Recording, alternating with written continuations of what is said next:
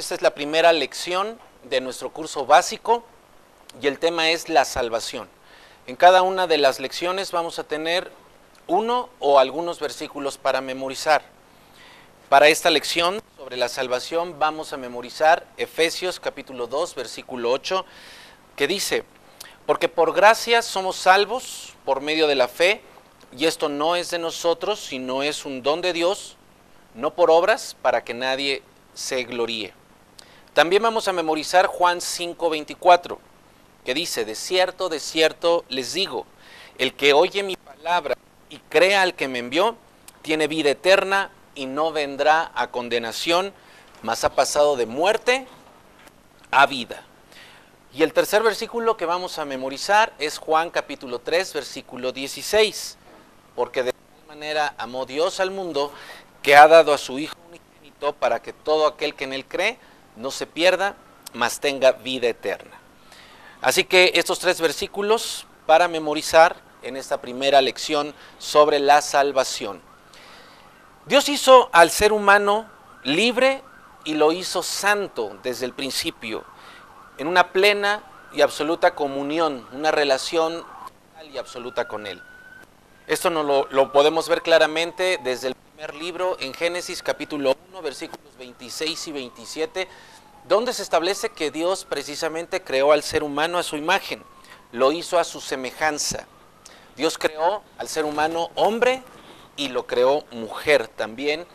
Esto lo dice Génesis capítulo 2, versículo 22. Tomó a la mujer del costado del varón precisamente para que fueran una sola carne con el espíritu, el aliento de vida que Dios sopló en él. De tal manera que Dios hizo al hombre perfecto, santo, terminado, era una obra completa, una obra de arte. Y Dios le dio un mandamiento. En el capítulo 2 de Génesis, versículo 16 dice: y mandó Jehová Dios al hombre y le dijo: de todo árbol del huerto podrás comer. Versículo 17, mas del árbol de la ciencia del bien y del mal, podríamos decir del árbol del conocimiento del bien y del mal, no comerás, porque el día que de él comieres ciertamente morirás. Adán, Eva, sabemos la historia, desobedecieron a Jehová. Y esto hizo que quedaran destituidos, quedaron fuera del estado de gloria, del estado de perfección de Dios. Así como Adán, todos nosotros, todo el ser humano, hemos pecado. Es cuestión de tiempo para cometer un pecado. Y el que diga que no ha cometido pecado, dice la misma Escritura, considerando esta posibilidad, dice que hace mentiroso a Dios. Esto lo escribió Juan en su primera carta, en el capítulo 1, versículo 10. Este pecado, este rompimiento de la ley de Dios, hace una barrera que impide la comunicación entre Dios y los hombres y los seres humanos. De tal manera que cada persona está atrapada en el pecado y condenada a la muerte, a morir. Hay una sola manera de escapar de ese destino, y nosotros vamos a encontrar la respuesta precisamente en esta lección: la salvación. Así que hay 4 verdades que nosotros vamos a conocer en esta lección al respecto de la salvación, y al final vamos a ver cómo podemos estar seguros de que nosotros tenemos la salvación que Dios nos ha regalado. La primera verdad: ¿por qué es necesaria la salvación? Bueno, de alguna manera lo he comentado ya en esta introducción, pero hay 3 razones principales. La primera razón es por la condición en la que nos encontramos. Precisamente la maldad, el pecado, el rompimiento de esa ley de Dios, de acuerdo a la Escritura, hace que nosotros estemos muertos. Esa es nuestra condición.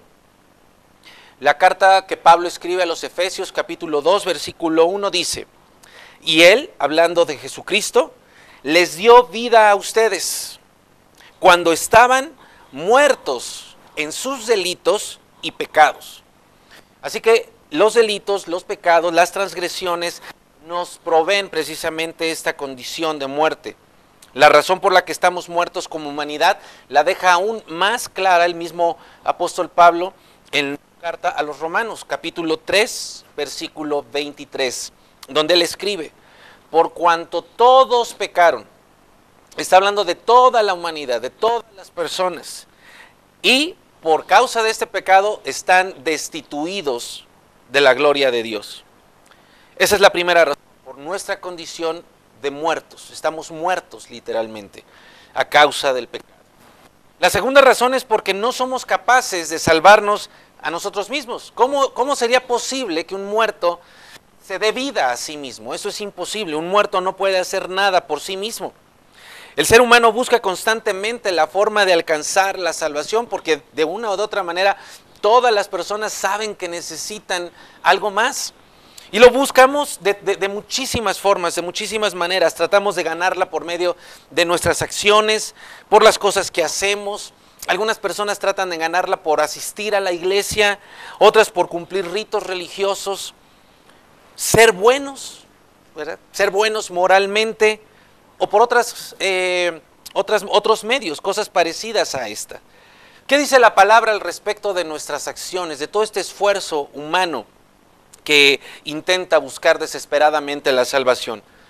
Bueno, ahí es donde entra nuestro primer versículo a memorizar en esta lección. Efesios capítulo 2, versículo 8, que leíamos al principio, dice: porque por gracia, la palabra gracia es muy importante, porque por gracia son salvos. Es un regalo, la gracia es un regalo, y este regalo se obtiene por medio de la fe. No por obras, esto no es de nosotros, es un don de Dios, y el versículo 9 dice claramente: no por obras, no por acciones, no por el esfuerzo humano, para que nadie se gloríe, o nadie presuma, o nadie se jacte de que se salvó por sí mismo. Así que la segunda razón es porque no somos capaces. Un muerto no es capaz de darse vida. La tercera razón es la condenación eterna. El pecado tiene una consecuencia de trascendencia eterna.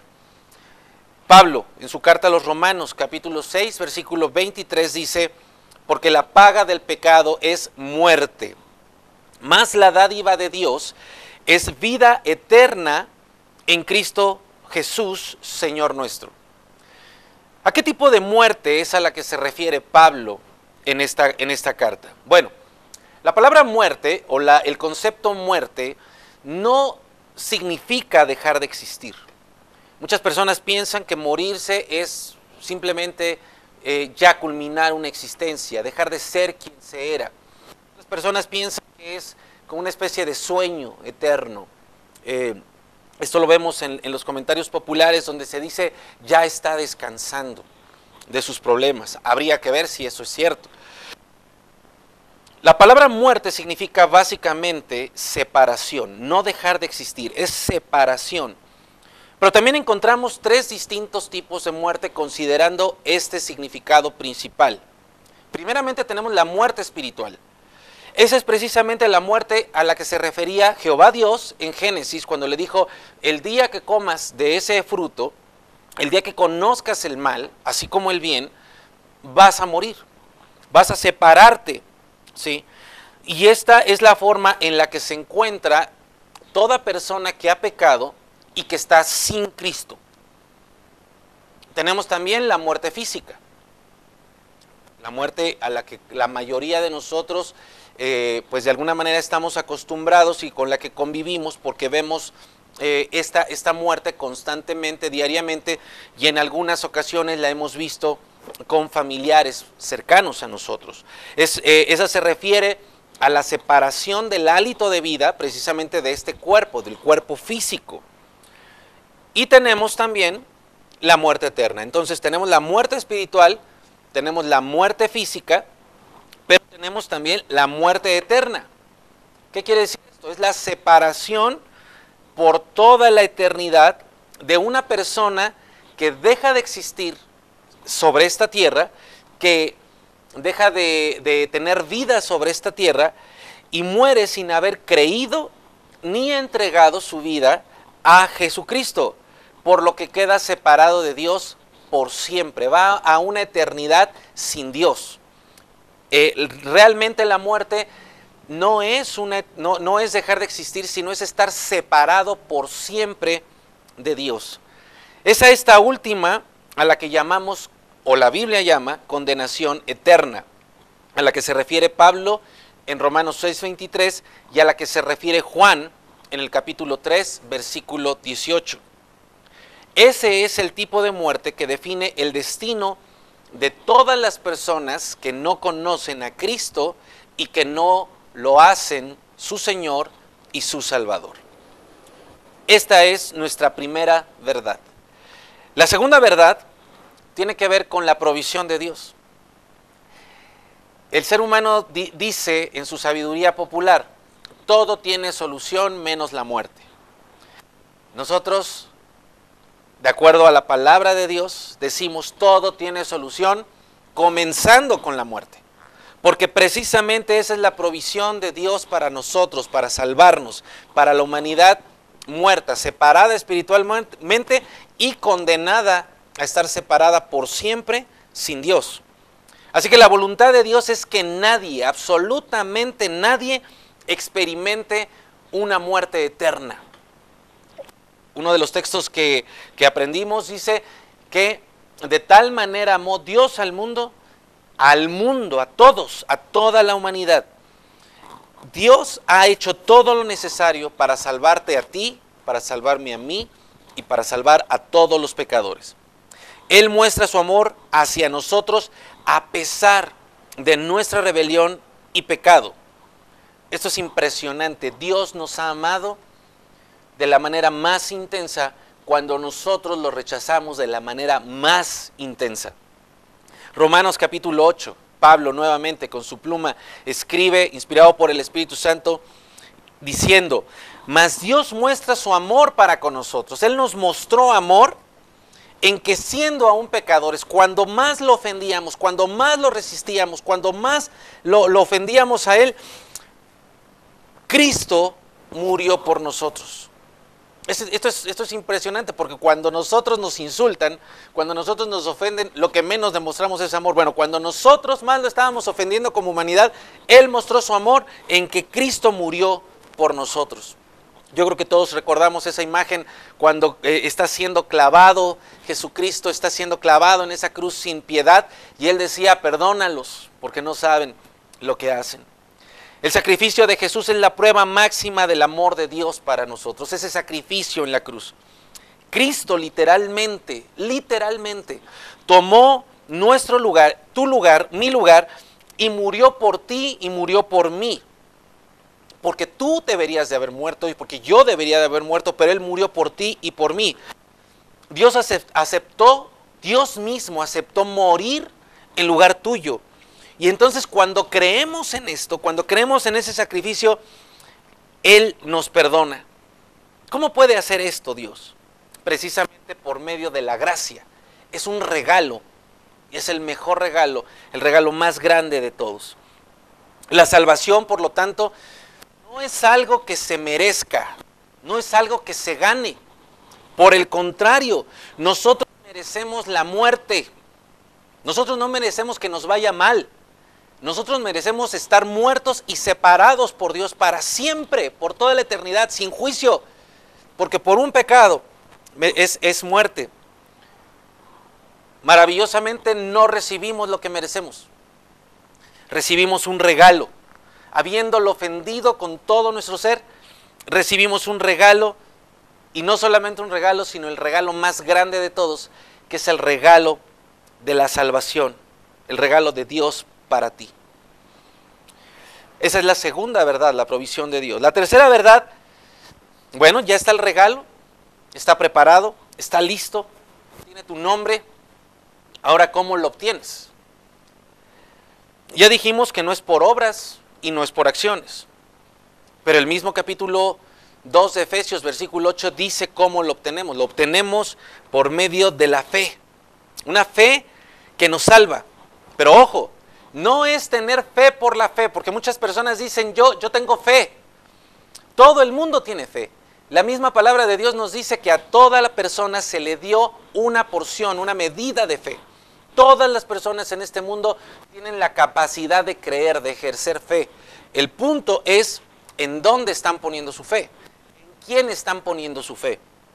Se necesita, por lo tanto, confiar plenamente en Cristo, en su sacrificio, en su amor, creer en Él como esa persona, ese Dios que se hizo hombre y que ocupó el lugar que a ti y a mí nos correspondía. Esa fe, esa confianza se apoya en que Él murió, pero no solo murió. Y por eso decía, aún la muerte tiene solución. Todo tiene solución comenzando con la muerte. ¿Por qué? Porque Él resucitó. Él venció el poder de la muerte y resucitó. Dice la palabra de Dios que la muerte no pudo retenerlo. Rompió el poder de la muerte y entonces resucitó y para poder perdonar tu maldad, perdonar tus pecados y darte el paso, el camino, la vía hacia la vida eterna. Esa es nuestra tercera verdad en esta lección sobre la salvación. Y la cuarta verdad, ¿cuáles son los resultados de la salvación? Porque ese regalo es tan grande, tan maravilloso, que tiene que tener un impacto, un resultado, algo visible en la vida de la persona. Una vez que la persona haya entregado, que tú hayas entregado tu vida a Jesucristo y hayas creído en Él y le hayas pedido y suplicado que sea tu Salvador y también tu Señor, para que ahora vivas como Él dice que debes de vivir, ¿sí? Ahí es donde se empiezan a manifestar los cambios importantes en la vida de una persona. Porque no se trata de que ahora seas otro religioso o que tengas nuevos ritos religiosos, sino se trata de que tengas vida y la vivas y des muestras de esa vida. Tienes un nuevo tipo de relación. Antes estabas separado de Dios porque estabas muerto espiritualmente. La palabra enseña literalmente que antes eras hijo de ira, hijo del diablo. Ahora vienes a ser hijo de Dios, ya no más hijo de esa ira de Dios, como está en Efesios capítulo 2, versículos 2 y 3.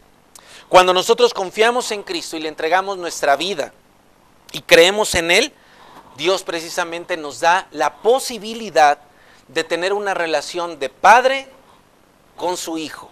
Fíjate lo que dice Juan capítulo 1, versículo 12. Mas a todos los que le recibieron, está hablando de Jesucristo, mas a todos los que le recibieron, a los que creen en su nombre, Dios les dio potestad de ser hechos hijos de Dios. Que nos quede bien claro, no todos son hijos de Dios. Todos somos criaturas de Dios y le pertenecemos a Él por derecho de creación.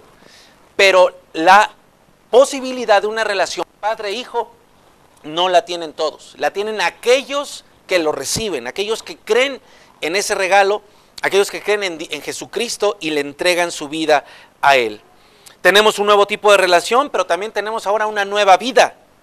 En nuestra vida anterior, literalmente estábamos muertos, éramos muertos vivientes. Pero ahora en Cristo tenemos vida, y dice la Escritura, vida en abundancia. Esto significa que nacemos literalmente de nuevo. Ya no nacemos de la carne, ahora nacemos del Espíritu. Ya no nos vamos a parecer a nuestros papás terrenales, ahora vamos a parecernos a nuestro papá celestial. Somos nuevas personas. Dios nos da una vida diferente, una vida de buenas acciones. Fíjate por favor en Efesios capítulo 2, versículo 10, parte de este texto que nos aprendemos de memoria. Dice ahí, porque somos hechura suya, creados en Cristo Jesús. Está hablando de esa nueva persona. Estamos creados en Cristo Jesús para buenas obras. Ojo, no es nada más para que tú hagas buenas obras, sino para que tú camines en un camino donde todo obra para bien, todo obra para tu bien. Las cuales, dice ahí, Dios preparó de antemano. ¿Sabes cuándo es ese antemano? Desde antes de la fundación del mundo, para que tú y yo caminemos en ellas. Así que Dios nos salva en Jesucristo para que nosotros podamos empezar un camino de bendición, un camino de cosas buenas, de obras buenas, que por supuesto nos van a traer una retribución de bendición. Nuestra cuarta verdad. Así que vean la importancia de creer en Jesucristo. Solo Él es el camino, solo Él es la verdad, solo Él es la vida. Es una relación, no es una religión. Si tú entregas tu vida a Jesucristo, dice la Escritura que tú tienes salvación. Pero ¿cómo puedes estar seguro de esto? Para estar seguro de que eres salvo, hay dos cosas que debes hacer. Cumplir con las condiciones de la salvación, número 1, y confiar en Dios. ¿De dónde te digo esto o por qué te digo esto? Vamos a ver el capítulo 20 del libro de los Hechos, en su versículo 21.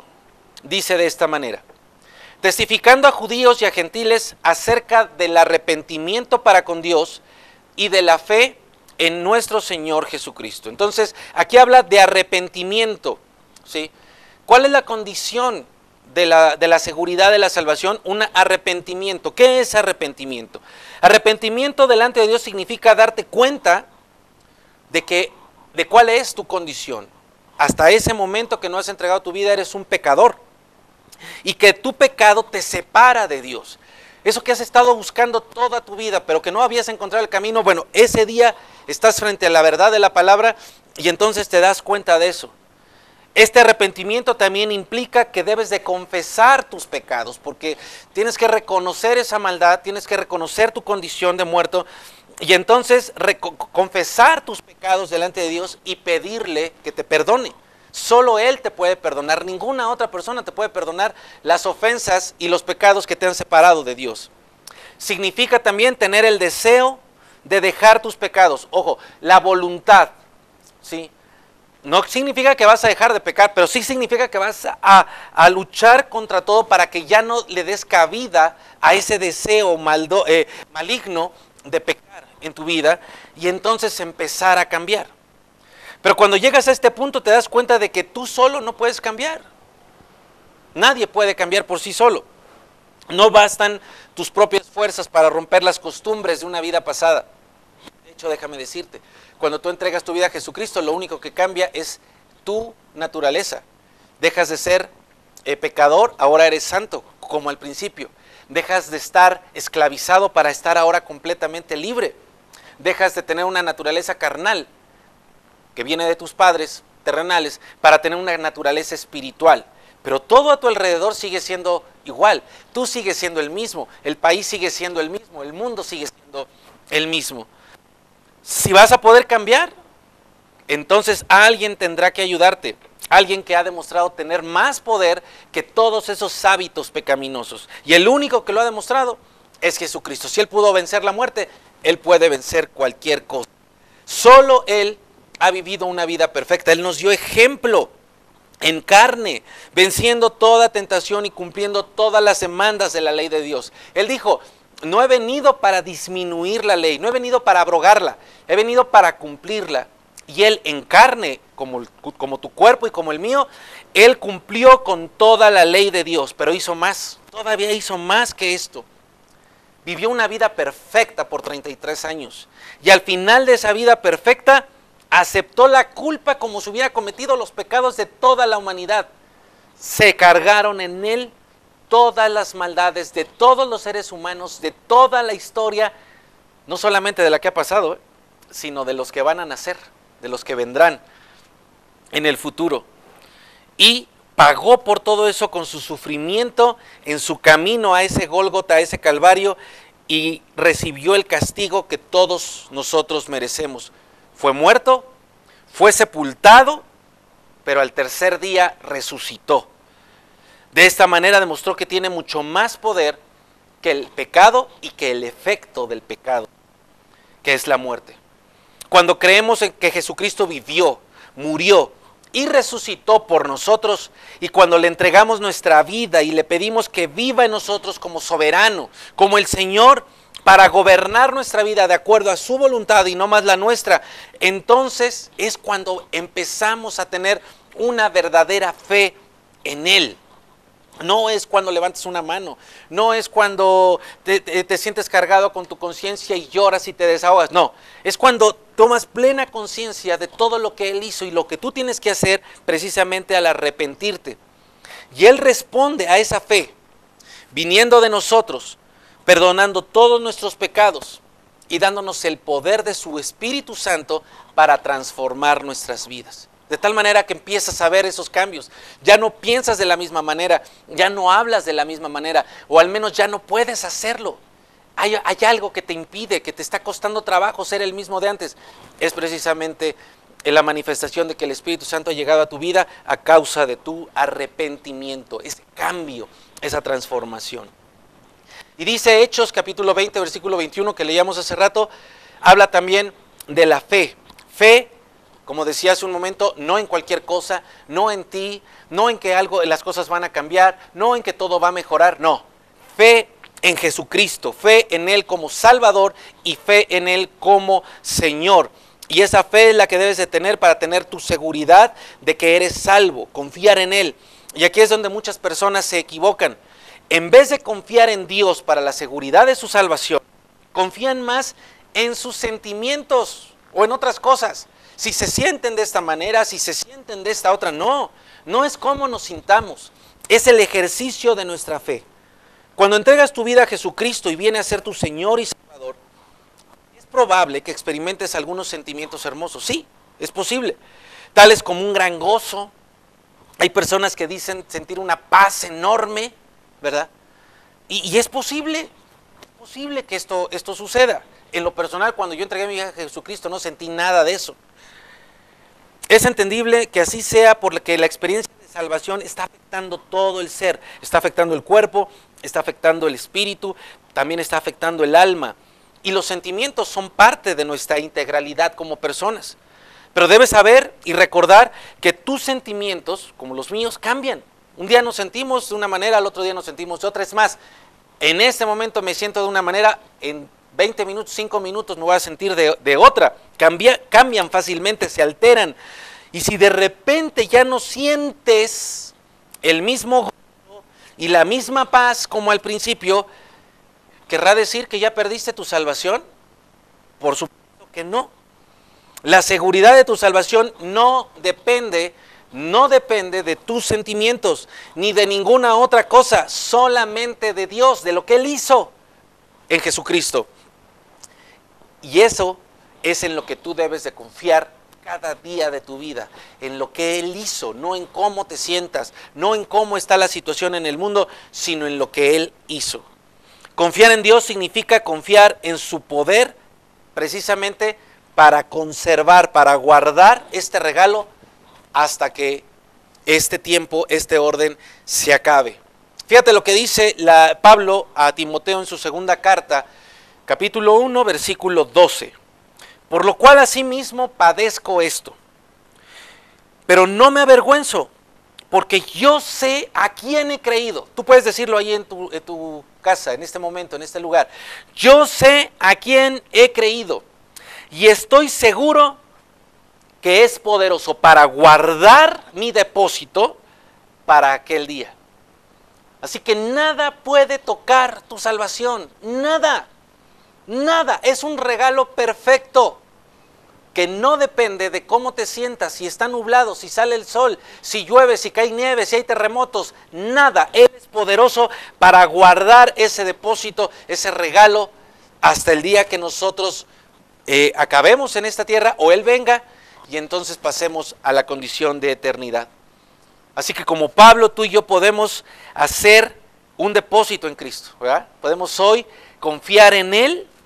Le hemos confiado nuestra vida y decirle, Señor, aquí está mi vida, guárdala tú para que pueda tener eternidad. Y como Pablo y yo también podemos estar seguros de que Él tiene el poder para que nada pase con nuestra vida y que podamos vivir con Él para siempre. En Juan capítulo 10, versículo 27 al 30, el Señor indica que los que creen en Él son sus ovejas y luego dice, en el versículo 27, fíjate, mis ovejas oyen mi voz. Cuando una persona entrega su vida a Jesucristo, lo primero que sucede es empiezan a reconocer la voz de su pastor. Y me siguen, dice Jesucristo. Y yo les doy vida eterna a esas ovejas que lo siguen. Y no perecerán jamás. ¿Te das cuenta? No todos son hijos de Dios porque no todos siguen la voz del pastor. Muchos siguen sus propias voces, muchos siguen las voces de líderes. No, tienes que seguir la voz de Jesucristo. Yo les doy vida eterna, dice el versículo 28, y no perecerán jamás, ni nadie las arrebatará de tu mano. ¿Te das cuenta? Ahí está ese poder que venció la muerte, asegurándote, nadie va a arrebatar tu vida de mi mano. Versículo 29, mi Padre me las dio, es mayor que todos, y nadie las puede arrebatar de la mano de mi Padre. Como si Jesucristo no bastara, dice, y ahí está mi Padre también. Papá, Hijo, Espíritu Santo, guardando tu vida una vez que tú se la entregas a Él. Más seguridad que eso no existe. Tu salvación es completamente segura. Y no solo tu salvación, también tú mismo serás completamente guardado. Fíjate lo que dice el capítulo 1, versículo 24 de la carta de Judas.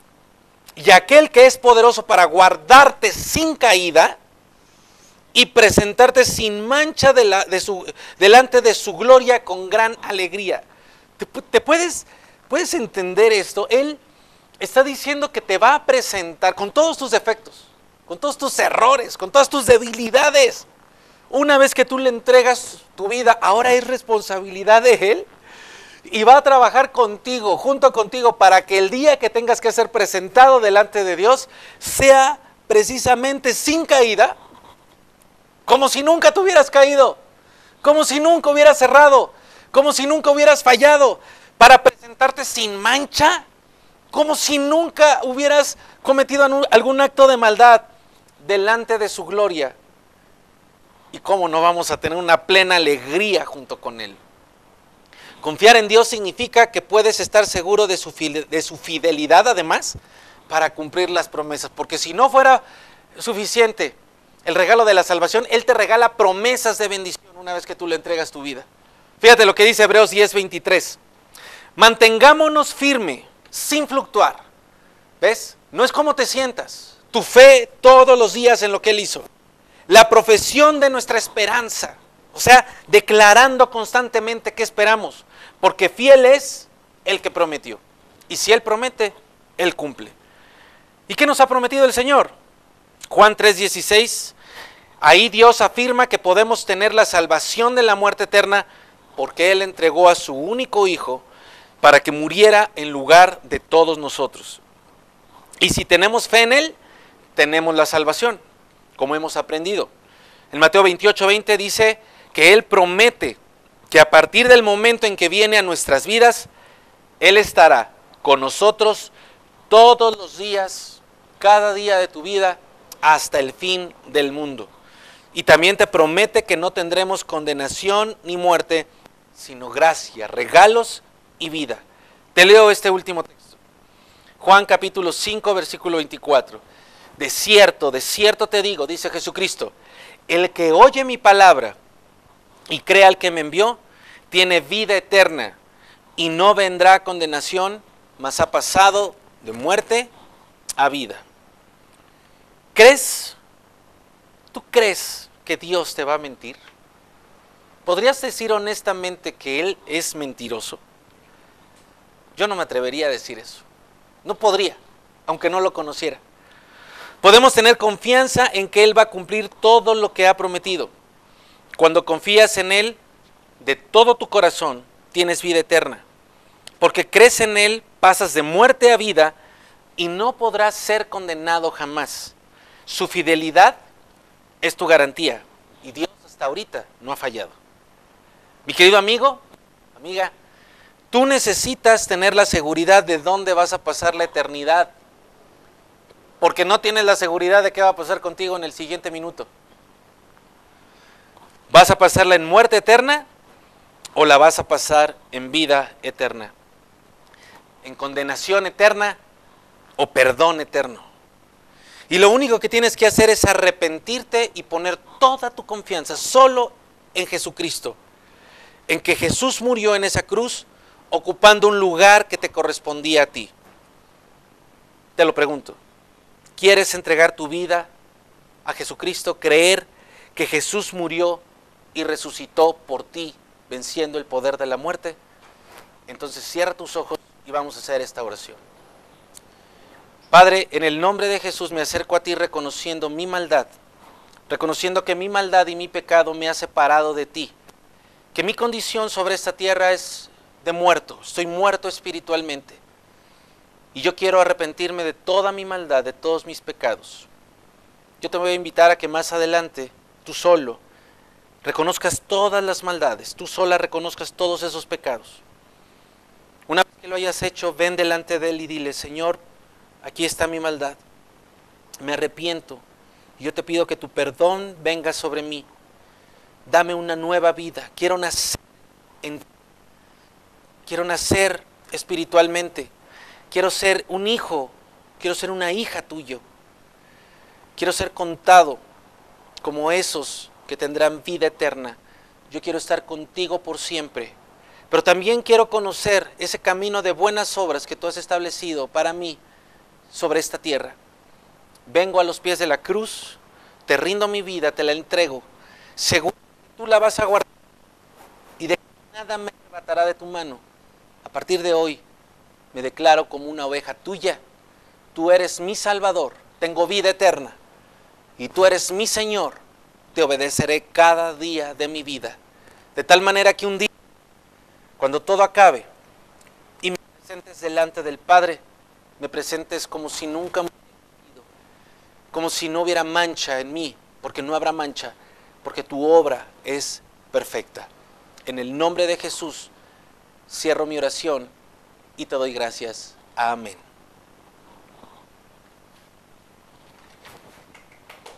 ¿Bien? ¿Sí? ¿Cuánto nos tardamos? Ok.